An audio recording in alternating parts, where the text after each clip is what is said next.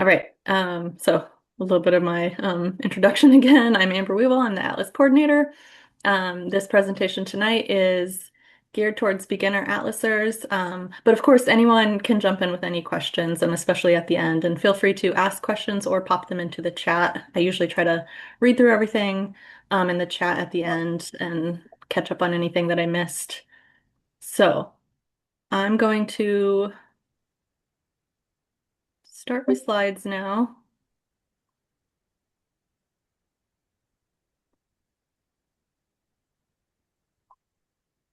Okay.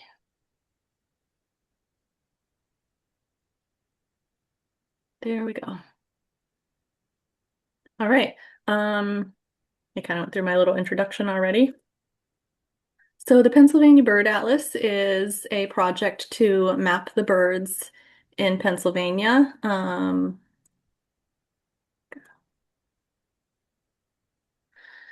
Atlases are typically sort of 5 to 6 year projects for the data collection, and then a little additional time on the end for data cleanup and the analyses. That's the schedule that we're on in Pennsylvania. So our data collection is 5 years.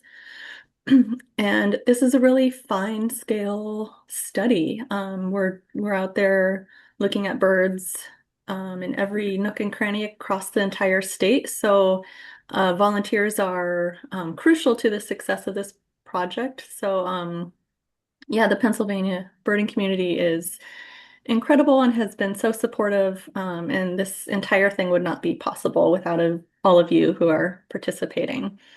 And just to give folks a sense of what kind of the resulting data look like, if you're unfamiliar, these are a couple maps produced for scarlet tanager after our second atlas 20 years ago. So on the left, that's a map of all the blocks where all the locations where tanagers were documented breeding, and then on the right is this sort of uh, density map. Showing us where tanagers were more or less common around the state. And this documentation of breeding, like you see on the left, is really important. This is what sets the atlas apart from most other, um, you know, wide scale surveys that we do for birds. So that's what we'll be talking about a lot tonight. Um, and of course, our atlas, our third atlas, does have a winter survey component as well. But I'm mainly talking about breeding atlas tonight since that is the season that we're in. We're in our third out of 5 seasons. So we've made a lot of great progress. We still have a long way to go, and there's still lots of opportunity for new folks to join in and participate. All right. So I could do a whole presentation about why Atlas data are important and what we use the data for, but in a nutshell, basically, like I just touched on, these are very fine scale surveys. Uh, and we're also really trying to target a lot of things that tend to be missed in other types of surveys.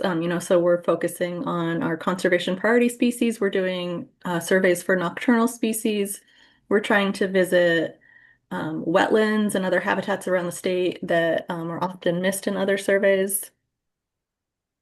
And then again, that confirmation of breeding is really key to this project. So taken all together, these things that we do, the way that we structure the data collection for the atlas results in really comprehensive survey coverage and more accurate estimates of species richness. In other words, how many species there are in an area. Compared to some of our other surveys like breeding bird surveys, which are fantastic, but just work a little bit differently and produce a little bit different data. And so then we end up with this wealth of really, really useful data for birds across the state that are used for, management of habitats and species, for informing decisions on species of conservation concern, including, potentially listing or delisting our state Listed species are threatened and endangered species. And then protection of breeding birds. So again, that's where that confirmation of breeding really comes into play because in many cases you have to document that birds are actually breeding in a place for there to be protection. So that's really key. This is our basic study design. The state is divided up into all these tiny blocks, each about 3 by 3 miles. This is how the atlas was done. Sorry, my cat is causing trouble. Hmm. Um, this is how, this is how this project was designed, 40, 50, 60 years ago when people first started doing bird atlases. So we kind of continue this tradition to try to make our data as comparable as possible to previous atlases. So the goal is to get people into these blocks, surveying for birds. The blocks are all named, and they're grouped into these quads, quadrangles. So you can see an example on the right, and this is the Jenningsville quad. So these blocks are Jenningsville Northwest, Jenningsville Northeast, Center West, Center East, Southwest, Southeast. Um, and then for that bottom one, you can see there are actually two names that we use for each block, Jenningsville Southeast, or there's this number letter code combo that's actually a unique identifier. So if you're looking at maps and looking at different atlas things, you could see one or both of these names, just so you kind of understand what that's about. And then that southeast block, that lower right block is in every quad is a priority block. That's most important for our winter atlas. It's not super important for brand new atlasers to think about that.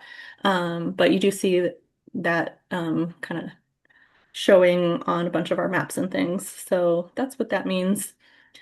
Because these blocks are the unit by which we survey, it's really important that as you're collecting data for the atlas, that you're making sure that all your data fall within a single block. So in other words, don't cross block boundaries on a single checklist. And I'll talk a little bit more in a couple minutes about kind of how you do that, how you make sure you don't cross block boundaries.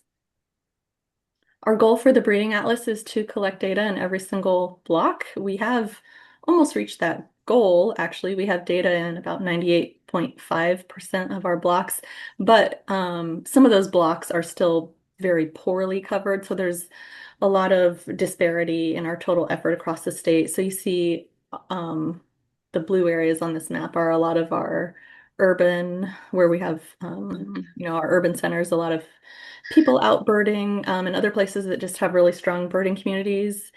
And then we have these other parts of the state, especially in western and northern PA, where we just lack the birders to get as much coverage.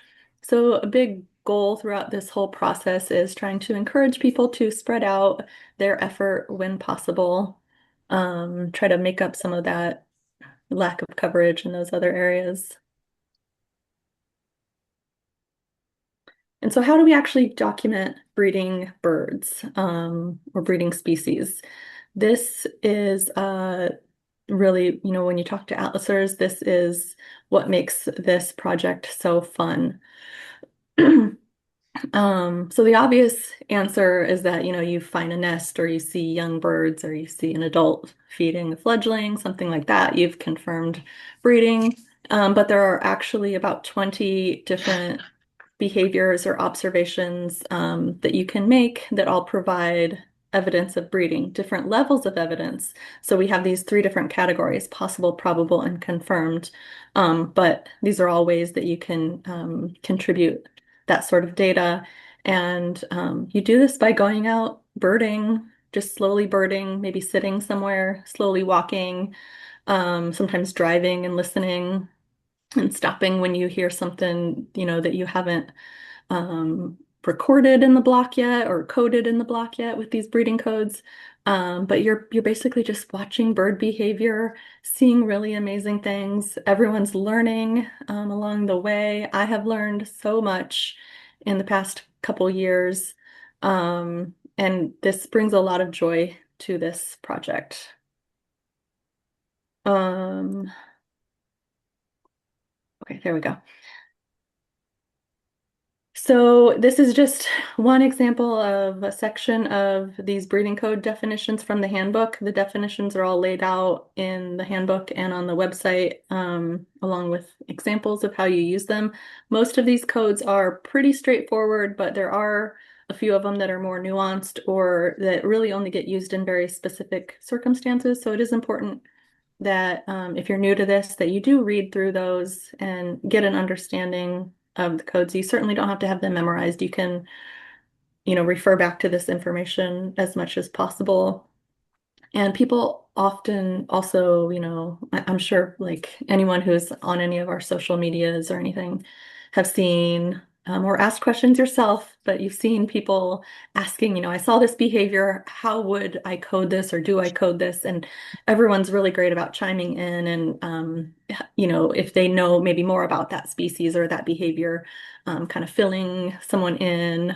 So we're all learning together that way. And it's one of the really cool benefits about doing this project in this day and age when we're all so well connected and we can benefit by that, learning from each other. All right, so this section is just kind of laying out the very basics on how you actually get started and submit data for the project. So the first two steps are joining the project and then making sure that you submit your data the right way. So we'll cover those. So first off, you do need to have an eBird account and know the basics of submitting data to eBird. eBird has tutorials and things, articles that can help with all of that. So that's, if you're brand new to eBird, you should start with that first, get a handle on that, and then come to the project, to the Atlas project. The Atlas is a project within eBird. We have our own dedicated website, which you can see the homepage for here. So if you're coming to the project for the first time, you come to this web page and where that lower arrow is, you'll see a button that says Join Project. You do have to be signed into eBird to see that, so you'll join the project. And then you have two ways of submitting your data. So you don't submit your data just through regular core eBird. You need to submit them either on this web page if you are submitting, on your using your computer. So that would be using that Submit tab up at the top, where that top arrow is, or if you're using your phone and using the eBird app, then you need to go in and choose the project again there. So it's kind of this two-step process to first get started. So after you've joined on the website, you'll open up the app. You'll see this page on the left, and you can select Choose Projects. If you don't see that, occasionally it doesn't show up for people for whatever reason, so you have to delete and reinstall the app, and then it will appear. Make sure that you have submitted all your checklists first, or they will disappear. Um, and so then after you click on that, you'll go to the page, the screen on the right, and you can check Pennsylvania Bird Atlas there at the top. If you plan to kind of atlas regularly and want to make sure that all of your checklists just automatically go into the project, then slide that slider over at the bottom to remember selections, and then you have to start your checklist to make these selections go into effect. If you don't slide that slider at the bottom, then you have to go in and do this every time. But if you set it up to do this, then you're good until you turn this off because you're maybe leaving the state or something like that. All right, and then the remaining two steps are just kind of the most basic requirements for making sure that you are submitting good data for the project. So paying attention to those block boundaries, like I talked about a little bit. And then using breeding codes when appropriate. So you don't always have to use breeding codes. If you're atlasing in a block that's been well covered already, you might choose to only use codes when you get a rare species or you are upgrading something to a higher code, something like that. But otherwise, if you're going and atlasing in places that aren't well covered, you need to use breeding codes the majority of the time. Basically, I'm just mentioning this to make sure people understand that if you are, participating in the breeding atlas, but you aren't actually using breeding codes, you aren't really submitting data that is useful for the project. All right. So the really great thing about another one of the really great things about using the app is that it makes it really easy to see those block boundaries. So from your checklist, you can tap on that upper left corner there, like you see on the left panel here, and then that will bring up that screen that you see in the middle here. So that will show you the block that you're in is the highlighted one. You can see your location there. If you have been walking or traveling, you'll see your track. So you can see where you are in relationship to your block boundaries. And then as you're birding, the app will alert you if you're approaching a block boundary. So that's your cue that it's just about time to start a new checklist or turn around, depending on what you're doing. And then from your checklist, you just tap on the species and it will bring those codes up. You can see there on the right. So you can only select one code for a species on a single checklist. So you want to select the highest behavior that you've observed. So for example, say on one birding walk, I see cardinals multiple times. Say first I see a male-female pair that's interacting, so I code those with P for pair. Um, and then later on, I see them carrying nest material. That's higher code. So I would want to switch to that code because that's, stronger evidence of breeding. The way that these are arranged in eBird is in order from least to greatest evidence of breeding. So, you want to pick what's lowest on the list. If you're doing this on the website, it's in reverse order. So you want to pick what's highest on the list, but I think that's all pretty clear. All right, I this is have a like, well, question. This is Carolyn with a question about that previous screen, if I yeah, may. go back.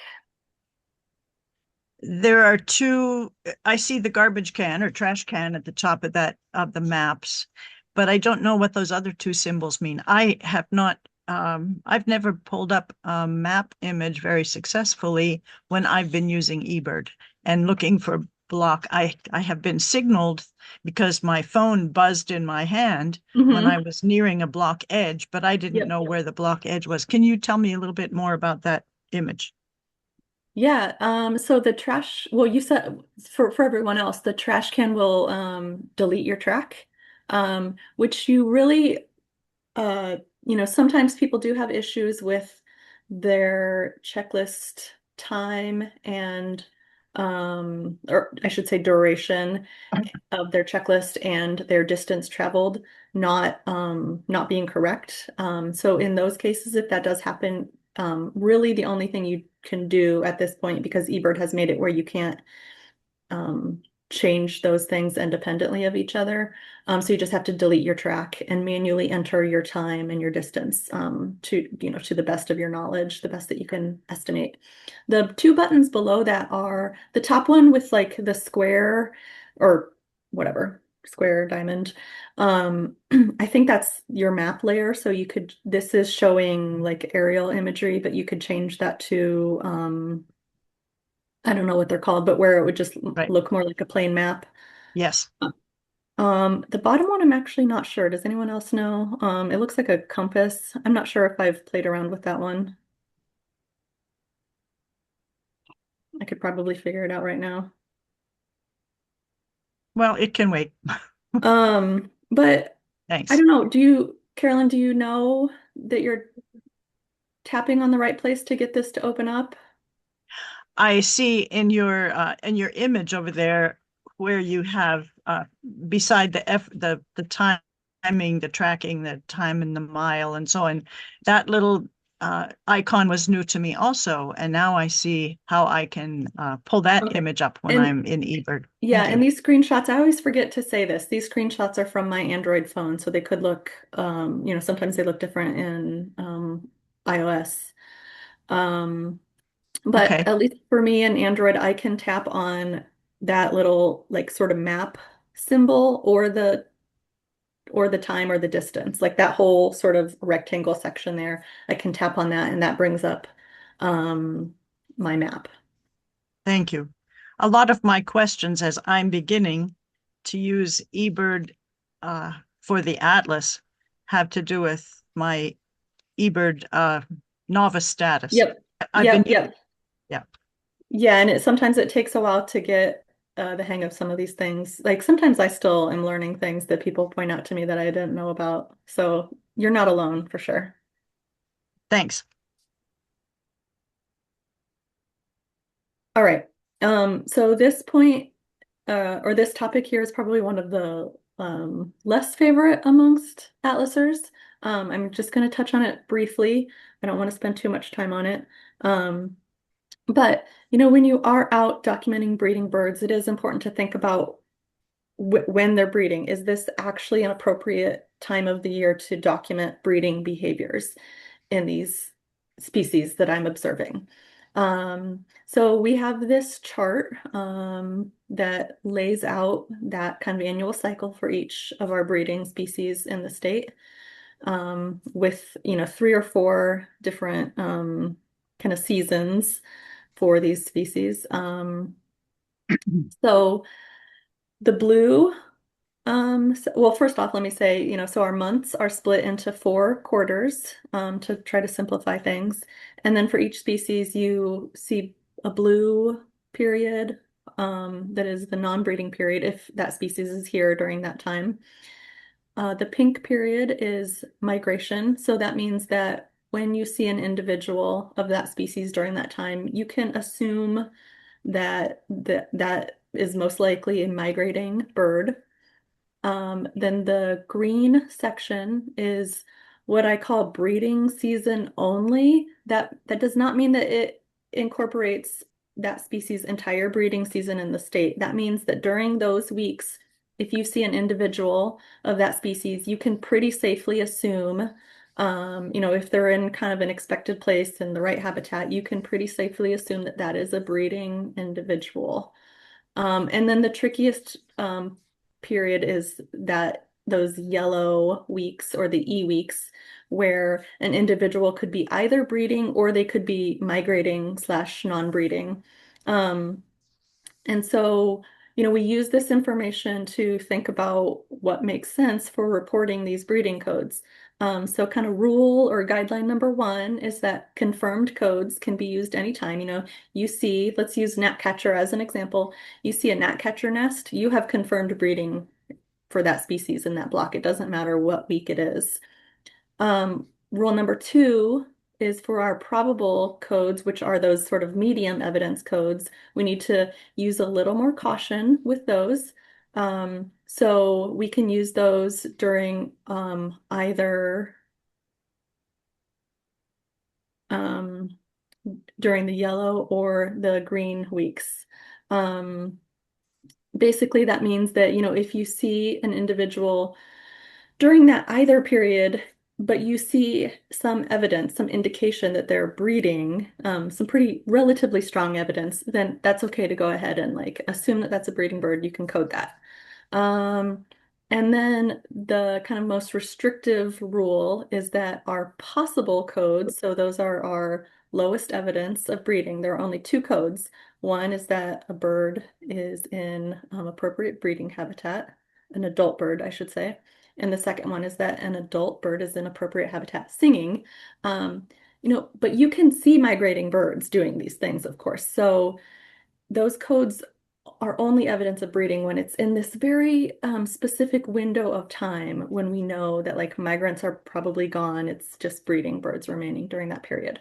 This is, of course, like we're trying to assign very strict windows on these periods across a whole state, across a whole species, where you sometimes get a few random individuals that are breeding much earlier. So this isn't a perfect system, but we have this in place because we do want to be conservative um, with our data. Like, we're trying to do things to protect birds. So we don't want to overestimate their populations and their ranges, their breeding ranges in the state. So basically, everything that we're doing, we want to make sure we're providing good quality evidence for. Um, so what I have to say about this is try your best to not think about this as like a scary thing that you're going to mess up. If you code something at the wrong time, that is one of the like that's one of the easiest mistakes to fix in this whole process. It's fine. We will do lots of data review and data cleanup that will take care of that. So you haven't messed anything up if you code something, in January or whatever. But the reason why, I get asked a lot, like, why do we have this in place instead of just letting people code things whenever and then just take care of all of it through data cleanup? And it's because we want people to be informed so that they can most effectively plan their atlasing. They know when to go target different species that they're trying to get in their blocks. And they're collecting good data that, they can look at the data in eBird and it's like mostly good data. It won't change too much with data cleanup. Um, yeah, so just do your best with this information that you can. Take it as you go. If it seems very overwhelming, my tips to people are you can feel free to just atlas confirmed observations because you don't have to worry about dates. You can, submit those whenever you see those behaviors. And also feel free to just, do the majority of your atlasing. I mean, a lot of us do this naturally, but do a lot of your atlasing in June and July because that's when almost everything is in those breeding only weeks. So you can pretty safely assume that like for, you know, pretty much all species, you can give them any codes during that time period. We do have some other resources linked on the website to kind of help with this. You can print that chart here, or we have a couple other printable things that just have like the range of dates for each species. And then down at the bottom of this, you see these breeding code tools. So these are great ways where you can just see, like really easily see the species that are codable, now or on any given date. So that's great, especially in the beginning of the breeding season, like April into now, when we have sort of a few species trickling into their breeding safe dates each week. So you're going out birding, you can quickly look and see like these are my species that I can code now. So those are really useful tools. Real quickly, I'm going to touch on exploring data. So there are a ton of things that you can look at um, on our eBird Atlas website. So from our homepage, you go to that Explore tab on the top, and you can do a few different things here. So on the top left, where it says Species Maps, you type your species in there. This is very similar to what you do just in core eBird, but you'll just be getting Atlas data here, of course. And so you can look at what's been reported for a species so far. On the right, Explore Atlas Regions, you can look for all of Pennsylvania, for a county, or for a block. Most atlasers, most of the time, are looking at, a block that they're working in, that they're atlasing in, looking at the progress in that block. And then on the bottom left there, that Atlas effort map is how you see the whole state um, divided into all the blocks, and then you can look at different metrics, daytime effort, nighttime effort, number of coded species, etc. You can also click on the blocks right from that map and go to a block page for any block that you want to look at. So here are a couple examples on the left. I've searched for red-shouldered hawk. When you open up a species, you'll see the entire state and you'll just see the blocks in those purple colors, depending on what the highest evidence of breeding has been reported for the species in the block. But if you zoom in on that, you'll get to these pins. Um, showing you, observed, possible, probable, and confirmed codes. This is really cool to look at, but also I find this useful sometimes if I'm wanting to look for a species. I'm wanting to target a species somewhere, um, and maybe a species I'm less familiar with, and I'll look here and see, how are other people confirming this species? What are the most likely codes to get for this species? And I find that kind of useful for thinking about how I want to go about trying to document that myself. And then on the right is an example of a block page and the information that you see there. So the effort data and you see the list of species reported for the block and the highest breeding evidence reported for them thus far. So that can all be very useful. And then I want to point out, just in case people are still unfamiliar with this pretty new Data Explorer tool developed by Connor Tompkins of Pittsburgh. So this is not an eBird. This is a separate web-based app, but you can link to it from our homepage. And Connor's still doing some work on this, so he's still adding some things, maybe cleaning a few things up, but this is a really great tool for exploring data. This is geared more towards um, principal atlasers. So those are people who have signed up to cover a block for the atlas, or people who are otherwise like atlasing a lot in a block or in an area. Maybe a little less useful for brand new atlasers, but still very informative and interesting to explore. So you can look at, for example, breeding atlas effort and winter atlas effort separately, which is very difficult to do in eBird, in our project in eBird.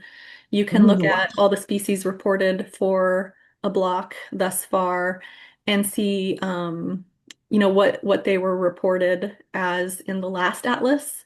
So you can see all the species that were coded higher, and that gives you good targets to focus on if you're trying to boost the data in a block. We're roughly trying to match data from the last atlas whenever possible. You can see all the checklist locations in a block, like you see in this image here. So lots of different things. I am hoping to soon do a video tutorial, kind of going through the different functions of this tool. That's near the top of my list, so hopefully that will come out soon. But this is really great tool for people who are trying to get good coverage and do a lot of atlasing. All right, and then the last thing that I want to wrap up with is um, just going over a few things that people can be thinking about as they're out there atlasing and wanting to make sure that that you're contributing good solid data to the project. So this first page is a few of the most common mistakes that I see pretty frequently. So one is just remember to submit your checklist via the project. If you look if you look in core eBird at all of your checklists, you'll see your Atlas checklist and your regular eBird checklist that didn't go to the Atlas, and they have a little symbol next to them, like a circle of dots if they are in the Atlas or if they're in some project. So that might be one way to check and make sure that you've actually been submitting them the right way. And then next again, make sure that you're using breeding codes. So I want to make sure people understand that like you really have to use the breeding codes to submit breeding bird data. Um, and then kind of along that same vein, do make sure that you learn the definitions of those breeding codes. We have a few that we tend to see misused a lot. A couple examples of those are the pair code and the recently fledged young code. So the pair code, we see people just, I think they just see a couple birds close to each other, like especially in species that you tend to see, you can often see multiples of, like shorebirds or waterfowl. Just seeing them close to each other for most species is not strong enough evidence that that is a pair, exception possibly being raptors, like if you see to red-tailed hawks, for example, sitting very close to each other on a power line, particularly if you can see a size difference there. Um, but so that's an indication that they're a pair. But for most species, you need to see some other behaviors or interactions that are telling you that that's a mated pair. If you watch long enough, you have a good chance of seeing even stronger behavior, maybe seeing courtship or something else. This code is probably easiest to use in sexually dimorphic species, so when you can tell male and female apart by their physical appearance. Um, it it is possible to use with species where male and female look the same, but you need to be very careful and make sure that you're seeing something that warrants giving them that code. And especially this rule kind of applies across the whole atlas. The kind of rarer a species is, or like less likely to be breeding there, the more careful you need to be with giving them any of these breeding codes or calling them breeding birds, um, because we will be scrutinizing those records very closely. So, think carefully about those. You might want to add a comment in on, how you ID'd something, how you, just like you do in regular eBird, what behavior you observed and why you gave it that breeding code, if it's something rare. And then that FL code, we see this given to species a lot in fall, especially. This code is really intended for very like emphasis on the recently part of that recently fledged birds. So we're looking for fleshy gapes at the corner of their beaks. We're looking for downy feathers that are sticking out. We're looking for short tails. We're looking for birds that are not flying well, that are clearly still dependent on parents, that have clearly not moved far from their nest location, because with this code, we are basically making an assumption that that bird is still in its breeding block. So if you're looking at birds that are moving, that are flying well, it's probably too late to use that code. This code for most species is really only good for like a week or two after they fledge. So it's a short window of time. And again, like what I just mentioned, like use increasing caution with this code with um, species that are rare or that have more patchy breeding distributions around the state. If it's something like a robin or a cardinal, you're not going to mess anything up by using this code a little too late because they're breeding in just about every block. But if it's something that, only breeds in scattered locations, we don't want to overestimate those again. So we want to be careful with how we use these codes that are a little trickier. And then the last one I want to mention is just in general, remember that we're coding breeding birds, so we're only coding adult birds with almost all of our codes, except for if the code explicitly has something to do with young birds. So like the recently fledged young code or nest with young. Um, Otherwise, for H, the habitat code, for S, the singing code, all of those codes, you should only be coding adult birds. So this comes into play a lot with raptors, where people ask, like, how should I code this subadult bald eagle? How should I code this juvenile peregrine falcon? You shouldn't, because those aren't breeding birds. So that's the simple answer there. All right, and then I just wanted to kind of touch again on this idea of checklist boundaries, or sorry, block boundaries and checklist locations.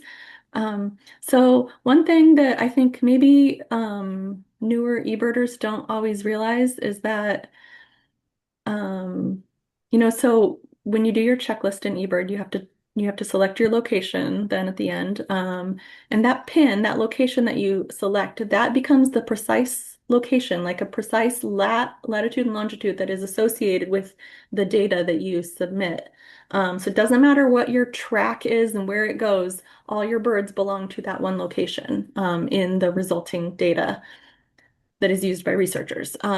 So we want to do a few things here. We want to make sure that we select a checklist location that's in the block that you birded in, and you want to be selecting a location that accurately reflects where you birded. So in this example screenshot here, the white circle is where my location was. And then you can see all these pins around that are hotspots or previous personal locations that I've used, and I can select any of those. And you can see there's one that is outside of that block. So that would obviously be a mistake if I selected that pin because that would assign all my data to that other block, which is not where I was birding. Um, and then there's this question of like, can I use hotspot pins? You can use hotspot pins um, if the hotspot falls within the block, and again, if it accurately reflects where you were birding. Otherwise, you should choose to use a personal location instead. Um, and this does come up sometimes where I have people ask, or they tell me that eBird put their data into the wrong block. And I want to tell you this as lovingly as possible.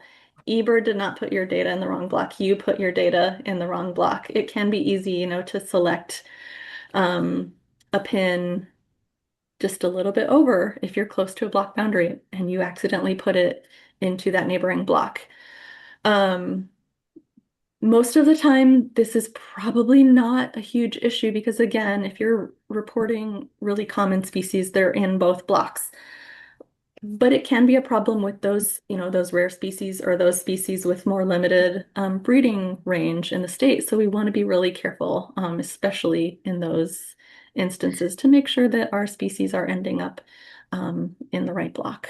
And Amber, this is Carolyn again. Yes. Can you narrate for me what the blue dots are, the green dots, and the blue with a little signal inside? The ones with the little symbol inside are hot spots. Thank you. The blue, all the other ones are my personal locations. I can't remember what the difference is between green and blue. Again, does anyone know that? I think green is an eBird hotspot versus a personal. Uh, And someone told me, when I'm looking at a certain bird, well, you can drop a pin there. Tell me, yeah, where's the button that tells me I'm dropping a pin?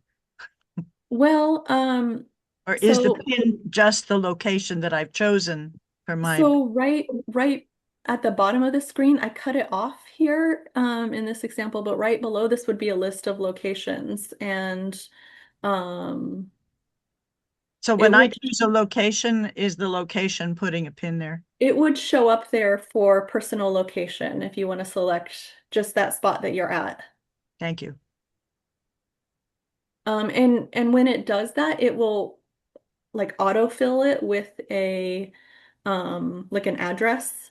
You can change that if you want to name it something else. For the Like, purposes of the atlas, it doesn't matter what you call it or just leave it as it is. But sometimes people want to give it a name so they can remember it, maybe return to it, whatever. Um, if it's an atlas point count, which is not something that I talked about tonight, then we do give it an assigned name. But beyond that, for the most part, it doesn't matter.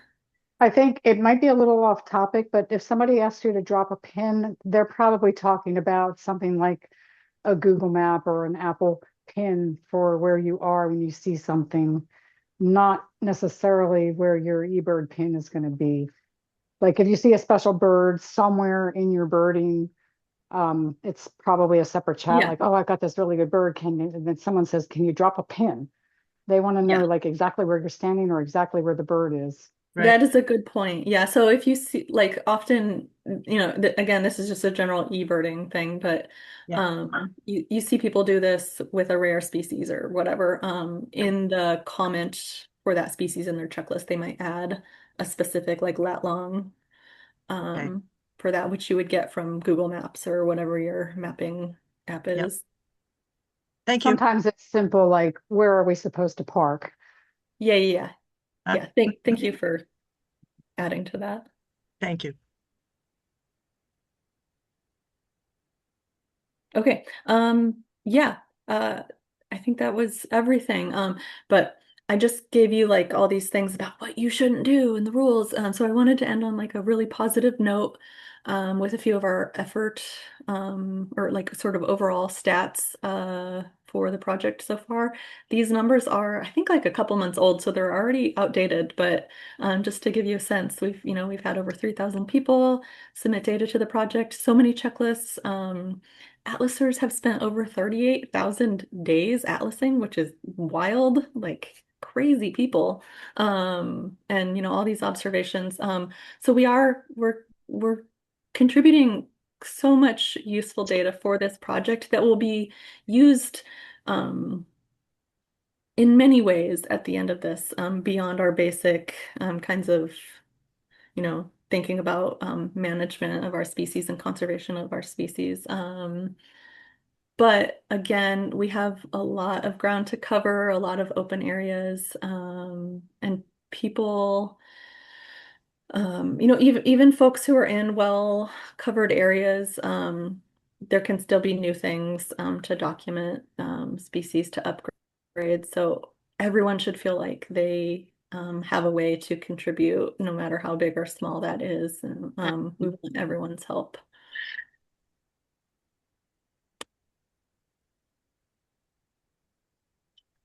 And just in case anyone needs this information, there's my email address, our website, on Facebook and Instagram, or PA Bird Atlas. And then I did want to mention also that we have a YouTube channel, Pennsylvania Bird Atlas. There's a little video on there, talking about like the issue with hotspots.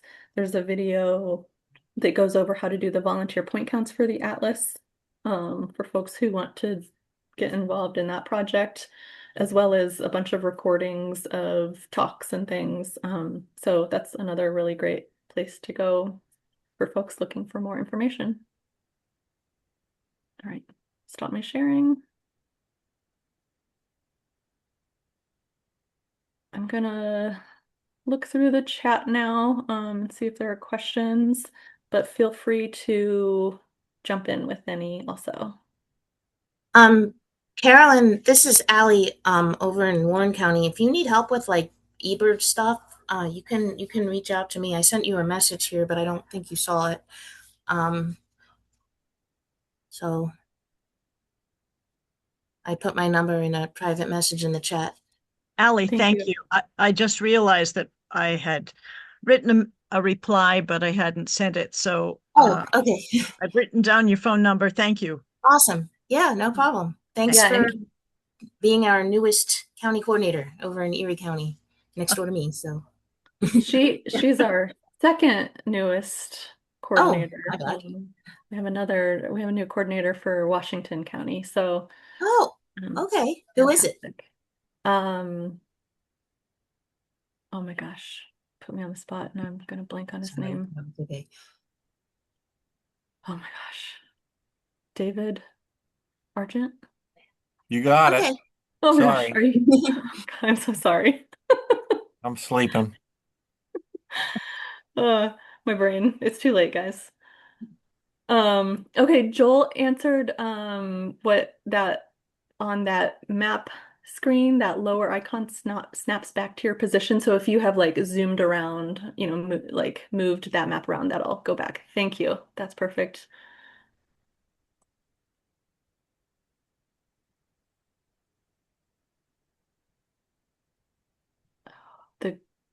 The so Chad says that the green pins.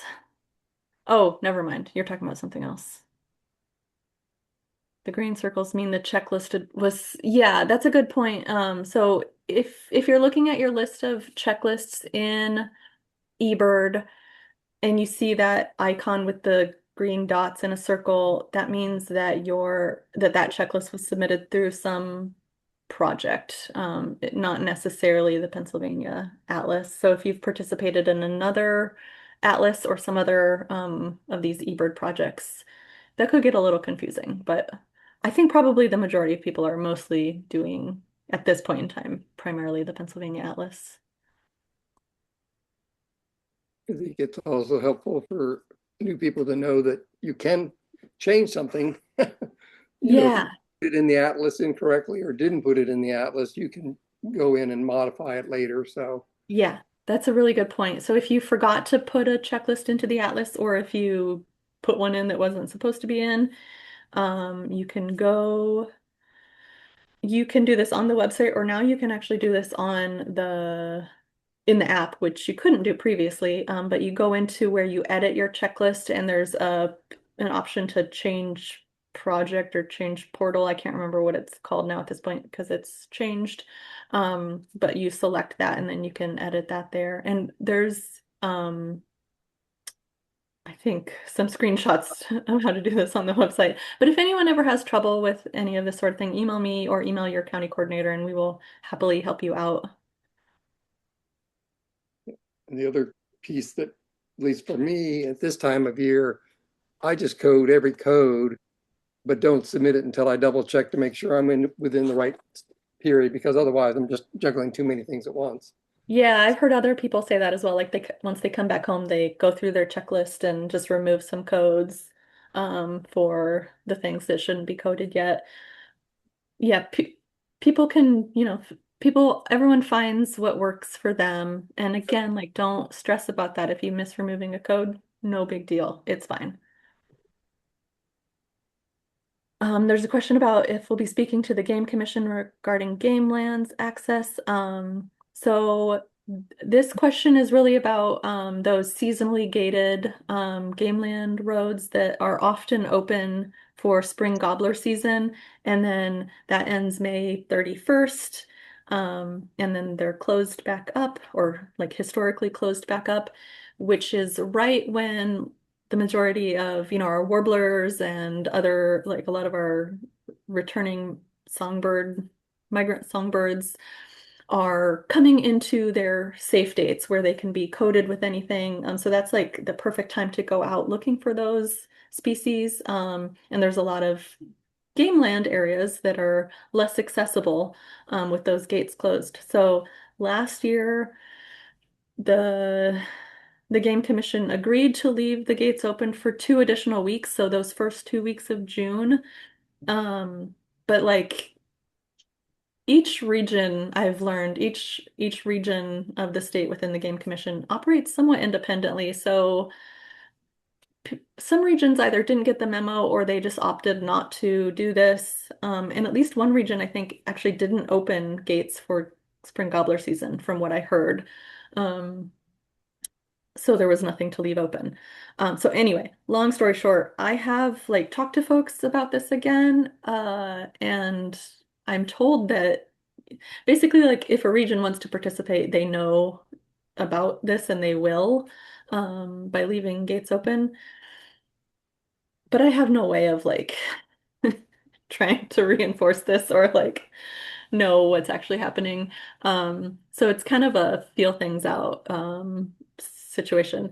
There is a map that shows those gated roads and is supposed to be kept really up to date. So it should be good to check that map out before you go drive somewhere, especially if you're driving some distance to try to access one of those areas. I can't remember where all I have shared that, but I will share that again with folks as we get closer to that time period. You can find it just by Googling like SGL maps, gated roads or something like that. So check that out. Um, Carolyn asked about selecting your location before you start birding. You can do it either way. Now in the app, you can select your location like at the start or in the middle of your checklist, or you can wait till the end. In terms of like the atlas, it doesn't matter what you do. It's all the same. I find that more useful if I'm birding somewhere less familiar to me because once you've selected your location, it gives you more precise list of like your species that are common or rare in that area. Probably doesn't matter that much in Pennsylvania at this point. But yeah, anyway, that doesn't matter when you do that.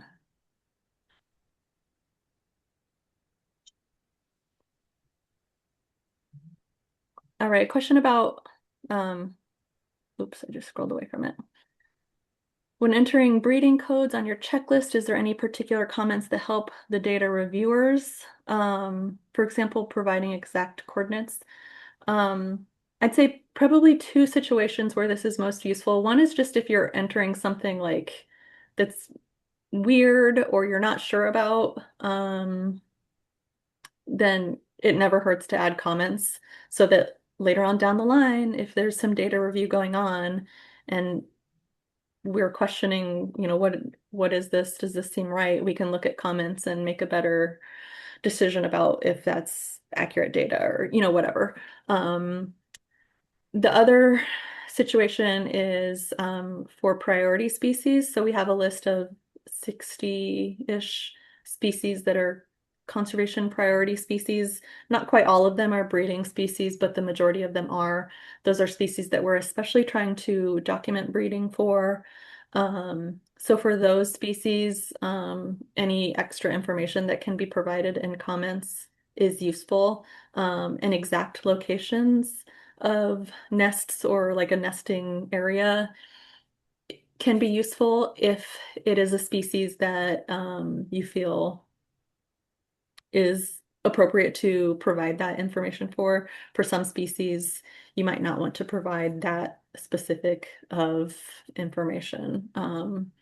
So if you think that it's really useful, but you don't want to put it in eBird, although well, in any case, you can you have a few options there. You can hide your checklist, unhide it later. You can delay reporting it, or you could just email that specific information to the atlas. So I think I think those are like the main times when you would add comments. People also just like to add comments. We all like to sort of document what we're seeing. If you think that there's something useful for other people to know about, feel free to add comments. All right, a question about if the completion targets. So for folks who don't know, we do have sort of a list of criteria that we want to reach for each block to consider it complete for the breeding atlas.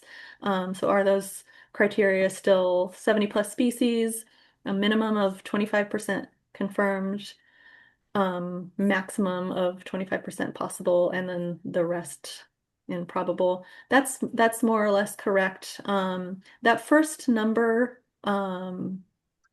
is a little bit of a gray area depending on a few things, depending on what was reported in the block in the previous atlases. So we want to try to match that if that seems reasonable. If a block has changed a lot, lost habitat, then it might not be reasonable to get that number as high. So that number, like 70 plus, is really a guide for people just to kind of know what to expect on average. Some blocks are quite a bit lower, some blocks are quite a bit higher. And then we do still want to try to match or meet those, 25, 50, 25 for the proportion of species that have been coded in the block. Well, we're being a little bit flexible on the like possible and probable. We definitely want to try to reach 25% confirmed, but we'll be a little bit flexible on the other ones if it's a block that is just like difficult to access. Maybe there's no public land, or it's just whoever's atlasing there, it's very far away for them. They're not going to get to it very much, that sort of thing. We'll be probably a little bit looser on that, but that is still sort of the goal to reach those numbers.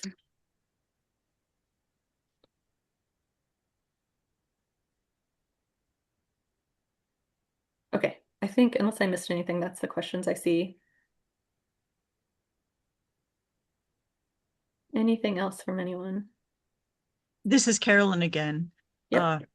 Erie County has a lot of blocks that I've looked at the effort, and I see many blocks where there are fewer than 10 species listed. I'm guessing then that we should really start trying to put some coverage on those less covered blocks and make that a goal for this year. Does that sound right? Yeah, I mean, I think Carolyn, there's let this me tell you balance. something about, oh, sorry. Let me tell you something about Erie birders. They don't leave Erie. They have the crown jewel of Pennsylvania birding in their backyard. Why would they go anywhere else? Seriously, though, they need publicly shamed. They need to get out there in Erie County and find those birds. Rant over. Allie, I understand. I think, yeah, I've been going to see some of my birder friends on Presque Isle, and I say, turn around. There's some birds south of us here too. Yes, thank you. Yeah, I Yeah, think I there's know. this. It's kind of a joke, but it's also not a joke. It's like, you know what I mean? You know what I mean? Yeah, Carolyn, there's this balance between trying to get into those blocks that have very little data or no data, and also like if there are blocks in the county that are pretty co close to completion, I think a good goal is also trying to get those blocks complete so we can get those marked off on the map and then help people as you reach more people and get them out listening, help people target their efforts then towards those blocks that aren't well covered yet. So it's kind of a Okay. mix. They didn't do it. Um, but really, I think do what works well for you and what works for the other birders. They're right, people who are visiting. So right.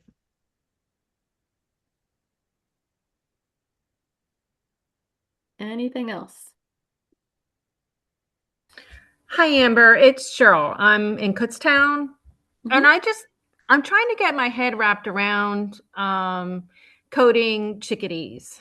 In the past two atlases, my specific area was blackcap, and now I'm in a hybrid zone. Mhm. So I'm don't know if I should be coding hybrid or if I should be coding the slash.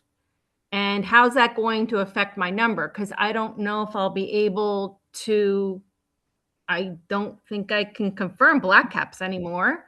Um, and I'm not Bob Curry. I don't know the difference between the Carolina and the black cap. They're, obviously a little speed demons, so it's lucky if you get the hockey stick. So I'm not quite sure how to figure that out with my numbers with the, confirming, the species or Yeah. not. I mean, how's that going to affect it? Yeah, Does that make well, sense? yeah, I mean, I think like in most situations, probably the best you can do is select that slash option in eBird, unless you have reason to think that you are looking at hybrids, in which case you could select that option.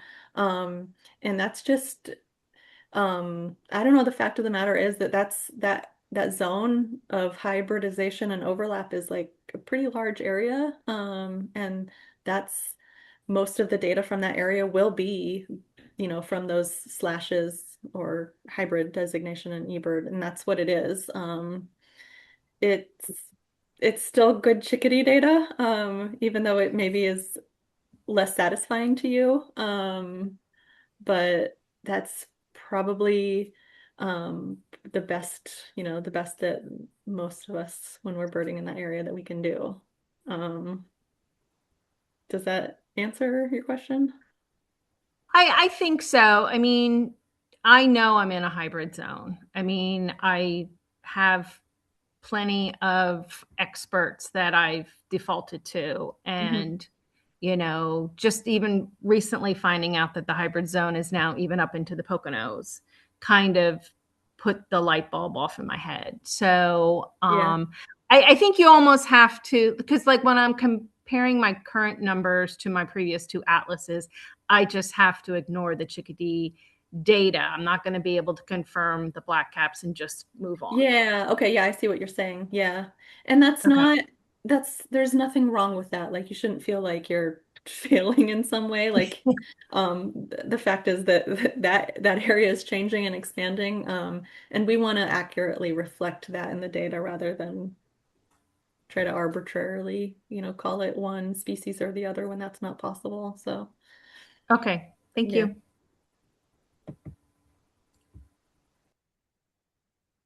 Okay, question about the marsh bird survey that's currently underway.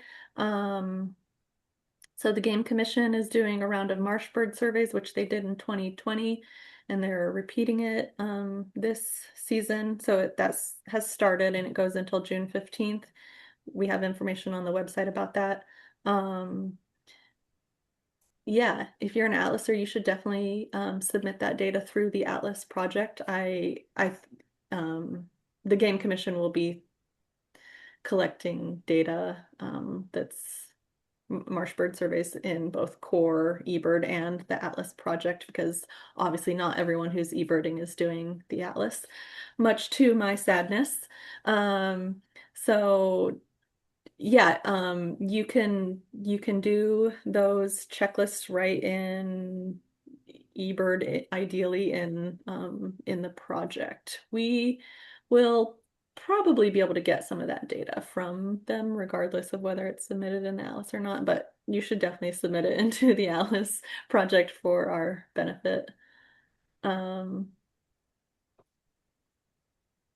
Yeah, and that's a good point, Allie. That project does require using playback, so I know that like there are obviously lots of feelings about playback, so only participate in that if you feel comfortable with that. Um, so. All right, we're gonna wrap this up now because we're at 8:11. Thank you so much, everyone, for joining tonight, and I hope that hope everyone learned at least something, even if they're a seasoned atlaser. Thanks all for your work, and happy birding. Take care.